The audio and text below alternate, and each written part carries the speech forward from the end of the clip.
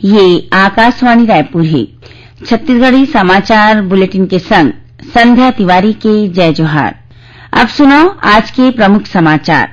मुख्यमंत्री कही कि राज्य लोक सेवा आयोग की परीक्षा में साक्षात्कार के अंक कम करे जाही। उन्हें अवैया परीक्षा में अभ्यर्थी मन के वर्गवार कट ऑफ सूची लिखित परीक्षा के संग जारी करे जाही। प्रदेश में अवैया विधानसभा चुनाव ला देखत मतदाता सूची के विशेष संक्षिप्त पुनरीक्षण काली ले शुरू होवत है और प्रदेश में शिक्षक मन के पदस्थापना में कथित गड़बड़ी के सिलसिला में राज्य सरकार है संयुक्त संचालक समेत 10 जिन अधिकारी मन ला निलंबित कर दे है। अब समाचार विस्तार ले। मुख्यमंत्री भूपेश बघेल कही कि राज्य लोक सेवा आयोग की परीक्षा में साक्षात्कार के अंक कम करे जाही। उन्हें लिखित परीक्षा के परिणाम के संग अवैया परीक्षा में अभ्यर्थी मन के वर्गवार कट ऑफ सूची लिखित परीक्षा के संग जारी करे जाही।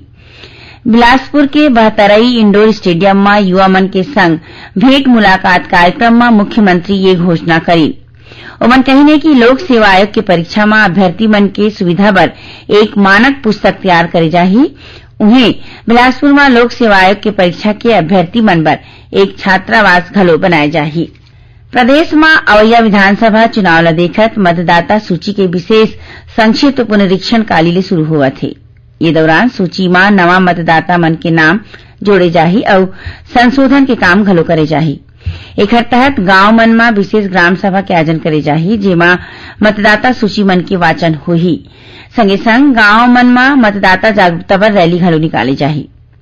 ये बारे में प्रदेश की मुख्य निर्वाचन पदाधिकारी रीना बाबा साहेब कंगाले बताइने कि मतदाता सूची पुनरीक्षण अभियान में ज्यादा ले ज्यादा लोगन मन ला जोड़े बर काली रायपुर में वाकेथान के आयोजन करे जाही।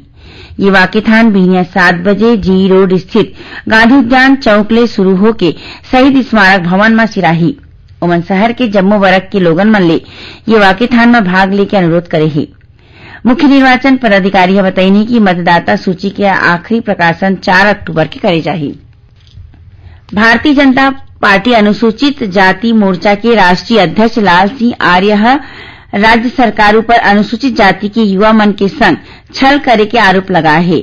आज रायपुर में पत्रकार मन ले गोड़ बात करत श्री आर्य कहीने कि पाछू दिन अनुसूचित जाति वर्ग के युवा मन डहार ले राज्य सरकार ले ये मांग करेगे रहिस कि गलत तरीका ले अनुसूचित जाति वर्ग के प्रमाण पत्र बना के नौकरी हासिल करैया अभ्यर्थी मन के खिलाफ कानूनी कार्यवाही करे जाए।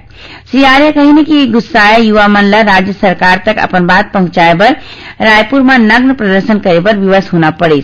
श्री आर्य कहीने कि राज्य सरकार अनुसूचित जाति वर्ग के आरक्षण प्रतिशत घलो कम कर दे है। एखर ले राज्य सरकार के दलित विरोधी चेहरा उजागर होत है।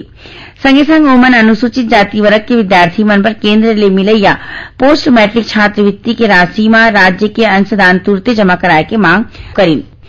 एकर पहले भारतीय जनता पार्टी के अनुसूचित जाति मोर्चा के राष्ट्रीय पदाधिकारी मन के बैठक आज राजधानी रायपुर के अग्रसेन धाम में राखेगिस। इमा मोर्चा के राष्ट्रीय अध्यक्ष लाल सिंह आर्य, महामंत्री शंभुनाथ टूंडिया, पार्टी के अनुसूचित जाति मोर्चा के प्रदेश प्रभारी सतीश मालवी और मोर्चा के प्रदेश अध्यक्ष नवीन मार्कंडे के संगे संग प्रदेश भाजपा अध्यक्ष अरुण साव शामिल हुए। बैठक में अवैया चुनाव ला लेके पार्टी के रणनीति पर विचार करेगी। बैठक में शामिल होए के पहली भाजपा अनुसूचित जाति मोर्चा के राष्ट्रीय अध्यक्ष लाल सिंह आर्य कलेक्ट्रेट चौक में डॉक्टर भीमराव अम्बेडकर और छत्तीसगढ़ महतारी की मूर्ति में फूलमाला चढ़ाई। एक बाद ओमन तेली बांधा के गुरु घासीदास मंदिर में पूजा पाठ घलो करी। प्रदेश के कृषि मंत्री ताम्रध्वज साहू कही कि राज्य में जैविक खेती ला बढ़ावा देबर विशेष प्रयास करे जाना चाहिए। कृषि विभाग की समीक्षा बैठक में श्री साहू कही कि किसान मन ला बेरा बेरा में खाद बीजा समेत जरूरी सुविधा मिलना चाहिए और इमा कोनो प्रकार के लापरवाही नहीं होना चाहिए। कृषि मंत्री किसान समृद्धि योजना और शाकंभरी योजना के किसान मन ला ज्यादा ले ज्यादा लाभ दिवाए बर अधिकारी मन ले विशेष अभियान चलाए बर कही। श्री साहू कही कि फसल बीमा योजना के जानकारी किसान मन ला दे जाए, संगे संग ओ मन ला उद्यानिकी फसल ले फायदा लेबर घलो कहे जाए। छत्तीसगढ़ी समाचार बुलेटिन आपन आकाशवाणी रायपुर ले सुनत ह। छत्तीसगढ़ के खबर ले है आपकी वास्ता और खबर के विश्वसनीयता ले है हमर वास्ता। आकाशवाणी समाचार रायपुर के प्रादेशिक समाचार बुलेटिन के संगे संग हमार समसामयिक कार्यक्रम आप रेडियो के संग अपन मोबाइल में घलो सुन सकत हो। आकाशवाणी समाचार फेसबुक, ट्विटर और यूट्यूब में घलो हावय। हमार फेसबुक पेज हरे Chhattisgarh news on AIR, Twitter handle लीजिए AIR न्यूज और हमारे YouTube चैनल हरे छत्तीसगढ़ AIR न्यूज। तो अब रेडियो के संगे संग आपके मोबाइल के माध्यम ले हम आप तक पहुंचत हन। छत्तीसगढ़ के हर खबर पर सुनत रहो आकाशवाणी समाचार। अब आगू बाढ़बो बाँचे समाचार कोती। प्रदेश में शिक्षक मन की पदस्थापना में कथित गड़बड़ी के सिलसिला में राज्य सरकार हा संयुक्त संचालक समेत 10 जिन अधिकारी मन ला निलंबित कर दे हे। ये बारे में स्कूल शिक्षा विभाग के आदेश में कहे गए कि सरगुजा संभाग में काउंसलिंग के बाद राज्य सरकार डाले करीबन 3000 शिक्षक मन की पदोन्नति के एक मुश्त आदेश जारी करे गे रहिस। फिर संयुक्त संचालक डाले एकर पालन नहीं करत व्यक्तिगत पदस्थापना आदेश जारी करेगिस, जेखर ले जम्मो शिक्षक मन के वरिष्ठता सूची प्रभावित हो सकत है। इस संबंध में मिले शिकायत मन के सरगुजा के संभाग आयुक्त डाहर ले जांच कराएगिस। जांच में पदस्थापना जारी करे के बदला में सरगुजा संभाग में पदस्थ प्रभारी संयुक्त संचालक डाहर ले अवैधानिक रूप ले पैसा के लेन देन करे जाए के घलो पुष्टि हुए है, जौन सिविल सेवा आचरण नियम के अनुकूल नहीं है। ये गलती ला देखत प्रभारी संयुक्त संचालक हेमंत उपाध्याय ला तुरते निलंबित कर देगी।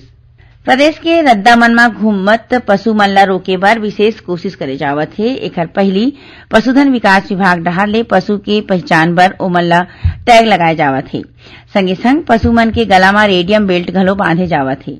एकर अलावा पशुपालक मन ला ये समझाइश घलो दे जावत है कि ओमन अपन पशु ला रद्दा में झन छोड़े और कहूं ऐसे पाए जाही त पशुपालक मन ऊपर अर्थदंड के कार्यवाही करे जाही।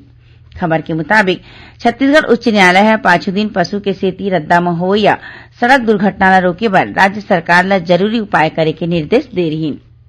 प्रदेश में लइका मन के पोषण स्तर के जांच बर आज ले आंगनबाड़ी केंद्र मन में वजन तिहार मनाए जावत है। 13 अगस्त तक चलिया ये तिहार के दौरान शहरी और ग्रामीण क्षेत्र मन के आंगनबाड़ी केंद्र मन में माता पिता मन अपन लइका मन के वजन करा सकही। महिला और बाल विकास विभाग हा सबो जिला कलेक्टर और विभागीय अधिकारी मन ले कहे है कि आंगनबाड़ी केंद्र मन में दर्ज लइका मन के संग बाहिर ले अवैया लइका मन के घलो वजन करे जाए। उन्हें घुमंतु लइका और काम चलत क्षेत्र मन में रहिया श्रमिक परिवार के लइका मन के वजन लेबर गाड़ी की व्यवस्था करे जाए।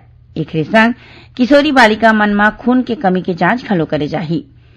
वजन तिहार ले मिले आंकड़ा के आधार में कुपोषण के दर में कमी लाए बर लक्ष्य के निर्धारण करके जिला स्तर में कार्य योजना बनाई जाही। और अब थोड़की समाचार मौसम के।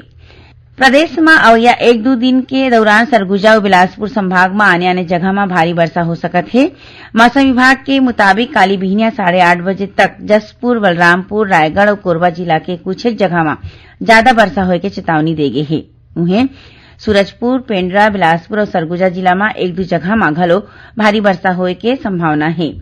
ऐसे 3 अगस्त के बिहनिया 8:30 बजे तक सरगुजा, पेंड्रा, बिलासपुर, रायगढ़ और कोरबा जिला में 1-2 जगह में भारी वर्षा होए के संभावना है। यही बीच प्रदेश के कुछ एक जगह में पाछू 2-3 दिन ले हुए वर्षा के सेती अभी घलो बस्तर क्षेत्र में बाढ़ की स्थिति बने हैं। बीजापुर और सुकमा जिला में नदिया नरवा उफान में हवे। आखिर में प्रमुख समाचार एक घाव फिर। मुख्यमंत्री कही कि राज्य लोक सेवा आयोग की परीक्षा में साक्षात्कार के अंक कम करे जाही।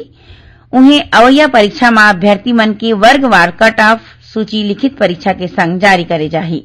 प्रदेश में अवैया विधानसभा चुनाव ला देखत मतदाता सूची के विशेष संक्षिप्त पुनरीक्षण काली ले शुरू होवत है। और प्रदेश में शिक्षक मन के पदस्थापना में कथित गड़बड़ी के सिलसिला में राज्य सरकार संयुक्त संचालक समेत 10 जिन अधिकारी मन ला निलंबित कर दे है। एक संग छत्तीसगढ़ी समाचार बुलेटिन इहे सिरावत है। जय जोहार।